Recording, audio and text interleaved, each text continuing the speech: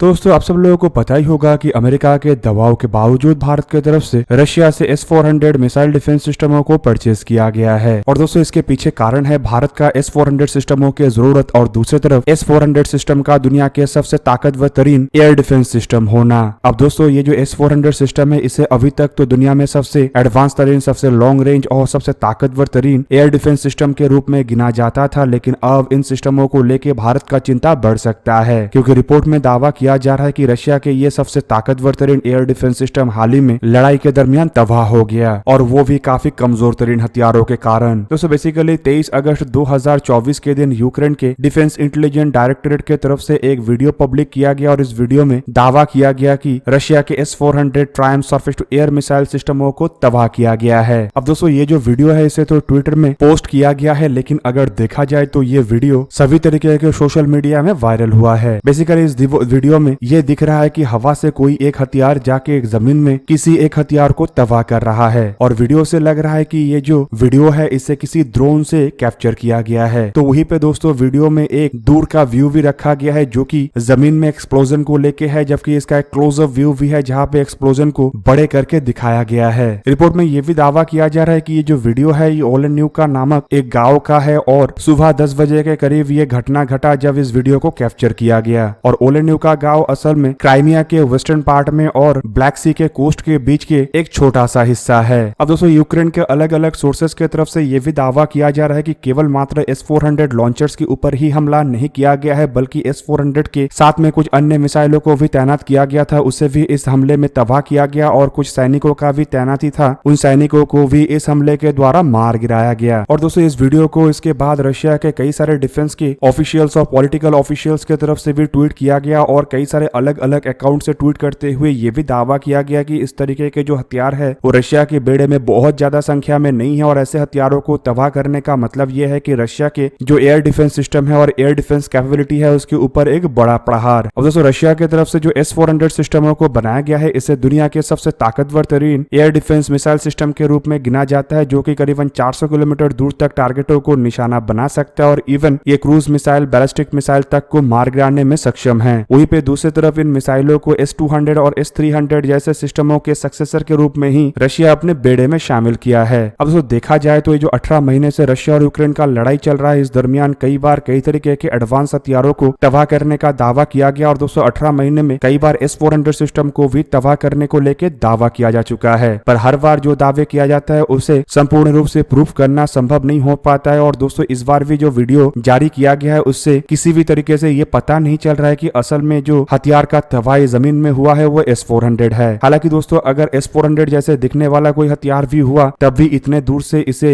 जानना पॉसिबल नहीं है कि ये S-400 है या S-300 है, क्योंकि दोनों ही सिस्टम लगभग दिखने में एक ही जैसा है। ऊपर से दोस्तों वीडियो के स्टार्टिंग से ही एक्सप्लोजन को दिखाया गया है, जो कि किसी भी तरीके से ये प्रूफ नहीं कर पा रहा है कि जमीन में असल में कौन से हथियार था। हालांकि दोस्तों अगर देखा जाए तो ओपन सोर्स इंटेलिजेंस ओरेक्स के मुताबिक रशिया को अब तक इस लड़ाई में करीबन 3 S-400 लॉन्चर और एक कमांड पोस्ट का नुकसान हुआ है। लेकिन दोस्तों ये जो रिसेंट वीडियो मतलब 23 तारीख के दिन जिस वीडियो को जारी किया गया है उसे लेके अब तक किसी भी ओपन सोर्स इंटेलिजेंस के तरफ से भी अपना दावा नहीं रखा गया। हालांकि दोस्तों ओपन सोर्स इंटेलिजेंस में जिस तरीके के बातों को रखा जाता है उससे उसके ऊपर भी संपूर्ण रूप से मोहर नहीं लग सकता, क्योंकि ये अलग अलग सोर्सेस के द्वारा आता है, और दोस्तों ऐसे सोर्सेस कई समय अपने खुद के पॉइंट ऑफ व्यू को आगे बढ़ाने के लिए या फिर कहे तो कई समय दुश्मन को कमजोर दिखाने के लिए भी ऐसे बातों का खुलासा करता है, या फिर कहे तो इस तरीके का फॉल्स नैरेटिव को भी आगे बढ़ाता है। अब दूसरी तरफ दोस्तों जिस वीडियो को कैप्चर करके वायरल किया गया उसे भी अगर देखा जाए तो ये काफी नजदीक से ड्रोन से लिया गया वीडियो लग रहा है, और S-400 जैसे सिस्टम जहाँ पे तैनात हो उसका इतना नजदीक तक ड्रोन के पहुंच जाना और वो भी एक हमले को कैप्चर करने के लिए ये भी एक तरीके से संदेह जताता है। और दोस्तों अगर रशिया के S-400 जैसे सिस्टमों को यूक्रेन के द्वारा टारगेट किया जाना था तो उससे पहले ड्रोन को भेज के रशिया को अलर्ट करने का रिस्क भी यूक्रेन क्यों लेगा, ये भी एक संदेह का बात है। जबकि दूसरी तरफ अलग अलग खबरों में किस तरीके से यूक्रेन के द्वारा रशिया के S-400 को तबाह किया गया उसका भी जानकारी दिया जा रहा है, और ऐसे जानकारी के मुताबिक जो घटना घटा है ये असल में खेरसोन ओब्लास्ट के 90 माइल दक्षिण और ओडिशा के 115 माइल साउथ ईस्ट में स्थित है, जो कि एक ऐसा सेंसिटिव एरिया है जहाँ पे S-400 जैसे सिस्टमों को डिप्लॉय करने पे दोनों एरिया के ऊपर एयर डिफेंस कवर दिया जा सकता है। अब दोस्तों वीडियो को अगर देखा जाए तो यहाँ पे किसी भी तरीके से से तो ये पता नहीं चल रहा है कि असल में कौन से हथियार जाके S-400 को तबाह किया है, क्योंकि वीडियो के फुटेज में ऐसा कोई भी क्लिप नहीं है जहां पे मिसाइलों को या हथियारों को देखा जा सके, जबकि वीडियो तो एक्सप्लोजन के ही शुरुआत से शुरू हो रहा है। ऐसे में कुछ खबरों में दावा किया जा रहा है कि शायद कोई लॉन्ग रेंज हथियार जैसे कि शॉर्म शैडो या फिर स्कैल्प ईजी जैसे हथियार के द्वारा इसे मार गिराया गया होगा, जो कि हाल ही में ही यूरोप के देशों के द्वारा यूक्रेन को दिया गया है। पर दोस्तों शॉर्म शैडो या स्कैल्प ईजी को भी देखा जाए तो यह सबसोनिक क्रूज मिसाइल है जो कि लो फ्लाई करके जा तो सकता है, लेकिन S-400 जैसे सिस्टमों के नजदीक आने पर S-400 इसे आसानी से डिटेक्ट कर सकता है। अब दोस्तों यहाँ पे अगर S-400 सिस्टम को ऐसे लो फ्लाइंग क्रूज मिसाइल के द्वारा मार गिराया गया होगा तो ये भारत के लिए एक बहुत बड़ा चिंता का विषय बन सकता है, क्योंकि दोस्तों जो S-400 सिस्टम भारत की तरफ से भी खरीदा गया है वो भी रशिया के S-400 सिस्टम के जितना ही कैपेबल है। और अगर रशिया के सिस्टम लो फ्लाइंग सबसोनिक क्रूज मिसाइल के द्वारा मार गिराना संभव है तो भारत के सिस्टम को भी मार गिराना संभव होगा।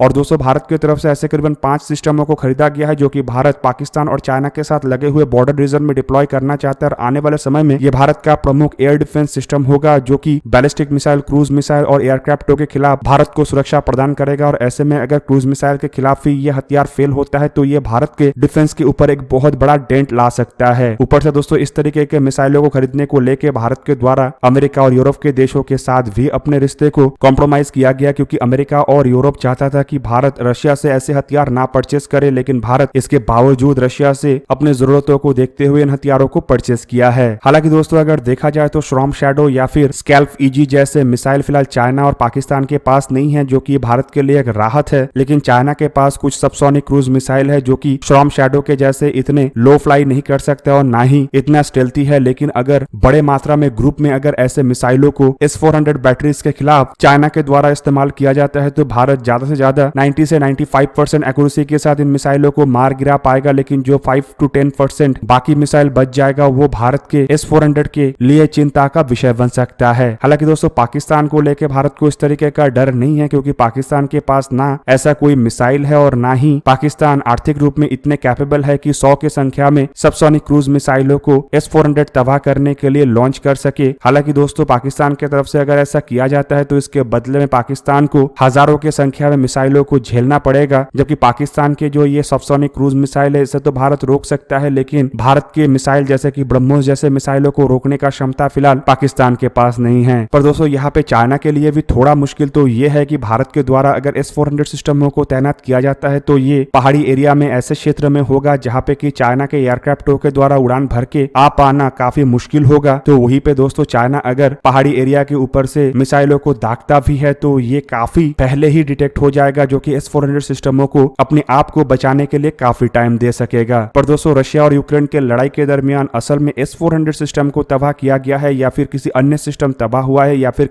केवल मात्र ये एक सोशल मीडिया स्टंट है, इसके बारे में तो जानकारी नहीं मिला है। लेकिन भारत को एटलीस्ट इस घटना के ऊपर अपना निगरानी रखना चाहिए, ताकि अगर सच में ऐसा कोई घटना घटा होगा तो इस तरीके की घटना भारत के S-400 के साथ ना हो, वो भारत पहले से ही सुनिश्चित कर सके। दोस्तों आप लोगों को क्या लगता है कि रशिया और यूक्रेन के लड़ाई के दरमियान क्या सच में यूक्रेन के द्वारा S-400 सिस्टम को मार गिराया गया है या फिर ये यूक्रेन का एक सोशल मीडिया स्टंट है? कमेंट करके अवश्य बताइए। दोस्तों आज के इस वीडियो को यहीं पे ही करते समाप्त, किसी और एक दिन किसी और एक वीडियो में मिलेंगे। तब तक के लिए जय हिंद, वंदे मातरम।